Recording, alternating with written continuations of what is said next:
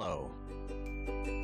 I am now going to teach those who don't know yet how to correctly and safely cut meat at home. Cutting meat seems a simple thing to do, but actually, it can be a very dangerous task.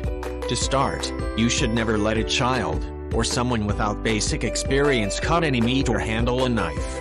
It is very easy to get injured by cutting yourself while preparing your food or getting your barbecue ready, especially when using a big knife.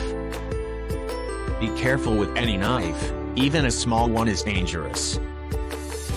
Now notice how the fingers have to be safely positioned with the tips curved down. This way, you won't by mistake cut them off, along with your meat.